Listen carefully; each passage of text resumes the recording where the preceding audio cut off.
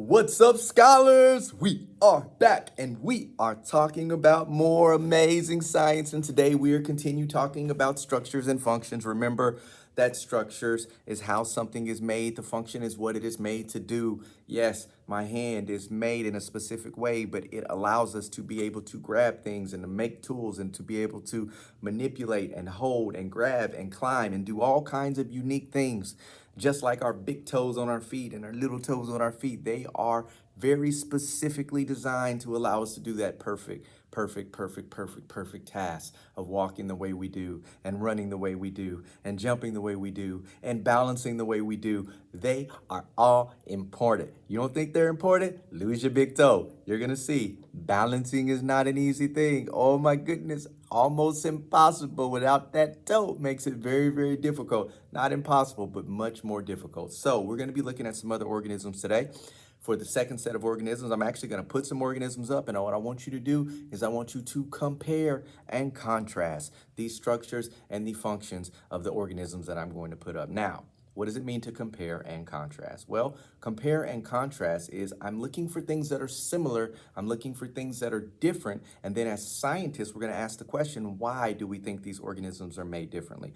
Why do we think that their structures and their functions are so incredibly differently? How do the different structures and functions help the organisms to live, survive, and function in their different environments? All of that is so important as a scientist. You got to know it. I need to know it. Why? Because that helps us learn more about these organisms. And the more that we know about these organisms, the more science that we're doing. Yes, you and me. But before we even get there, we have to look at one of my really favorite but not so favorite organisms. It's only favorite when it's in this little container and it's totally safe and nothing can happen to it. But when it's not in this little container, it's definitely not my favorite. Matter of fact, I don't like them at all. Matter of fact, the bigger they get, the more they concern me, even though the smaller ones are actually more dangerous when it comes to toxicity, the amount of poison that's in this organism. Yes, have you guessed this organism before?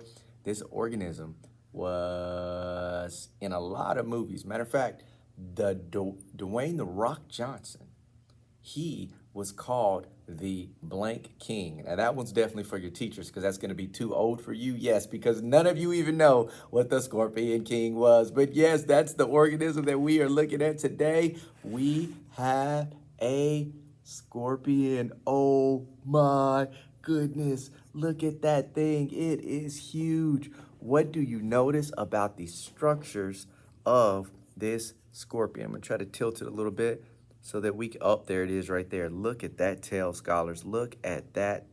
That is definitely made to slam into something viciously. I can see him thinking about dinner right now. All right, so we are looking at this scorpion. We are looking at the structures. This is definitely made for hunting and attacking, maybe for protection against larger organisms. It has a tail that has, look at the sections in the tail that allows it to be able to bend over, to be able to, if that tail was firm like a wood block, it would not be effective for its survival. But because it can bend just like our fingers, it allows it to flip it over. And notice how long it is. The tail is long enough to be able to flip back over, to be able to strike its prey or to be able to defend itself against a predator. All of those things are important. When we look at the front of the scorpion, what do we see? What do we see? Oh, look at those pinchers. This guy is ready for battle. He's not only can grab his prey, but he can grab it and then flip it over and spike it, probably emit some kind of poison to be able to numb it so that he can chump it away in his little mouth right there.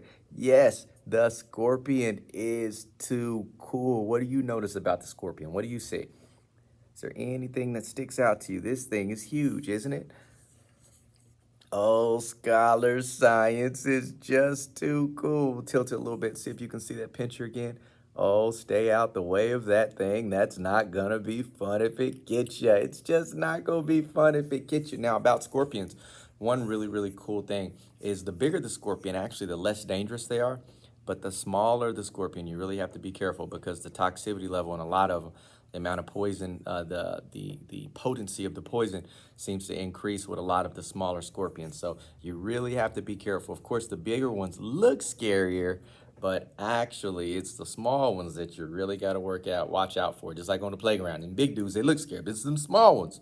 The small ones you really have to watch out for. We're not done. Of course, we're not done. This scorpion is not the last organism that we are going to look at. Teachers, if you want to, you can pause the video and allow your children to analyze the structures and the functions. Let me hold it at a couple of different angles so that you can see. Oh, that's a kind of cool shot right there. I should put that as a background photo. Instagram, let's get it. Got that gram going. All right, here we go. We're not done. Of course we're not done. I told you, I promised you a whole bunch of different organisms to look at. Now, with this next set of organisms, I'm just gonna put it up. I'm gonna put it up. I'm gonna hold it at various angles. And here's what I want you to do. I want you to analyze the organisms.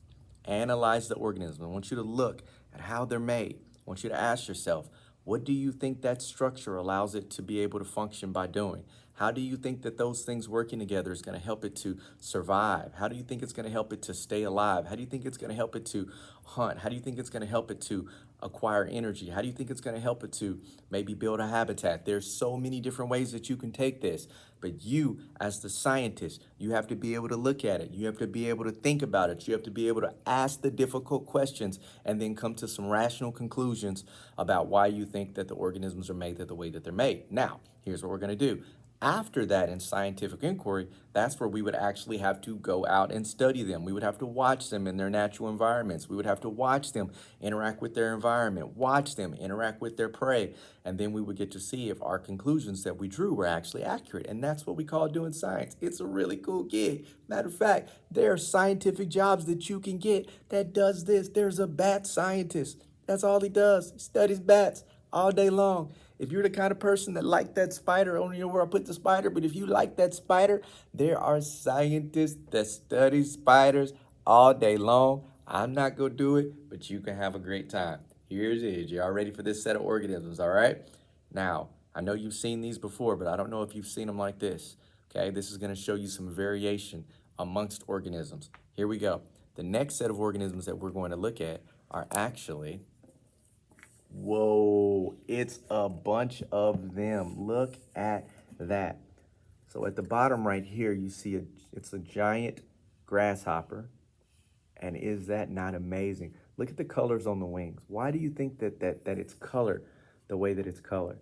It's a big old grasshopper. Why do you think that it's colored? Why do you think its wingspan is the width that it is? Well, how do you think that helps it to live and to survive?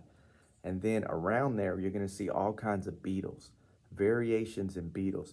Look at this beetle versus this beetle. What do you notice is different about them? Why do you think that they're different?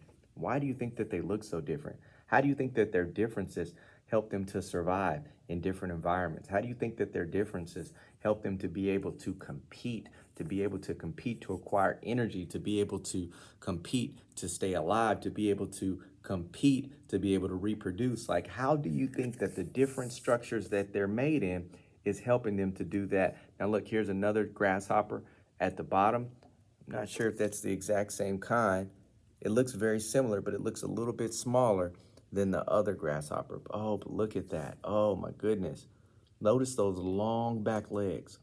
What do you know about a grasshopper? Notice the structure of the legs. Why do you think that a grasshopper is built that way? All right. Oh man, look, oh, we've got a stick bug. Oh, it's a stick bug. Have you ever seen a stick bug in a tree? Look at that. How do you think that the way that this organism, the stick bug, is structured and function, the way that it's designed, the way that it looks, how do you think that helps it to? Why do you think we call it a stick bug? Oh my goodness, it's all there. And that is so cool. Let me see if I can get you guys some different angles. Got a little bit of glare from the light. Let's see. Oh, did I show y'all the backside yet? All right, let's flip it over. All right, there we go. Oh man, that is too cool. Let's do a close-up so you can see each one from the backside. Teachers, feel free to pause it if you need to see a specific organism. Structures and function, they're all different. They're all unique. They all have advantages and disadvantages based on their structures and their functions.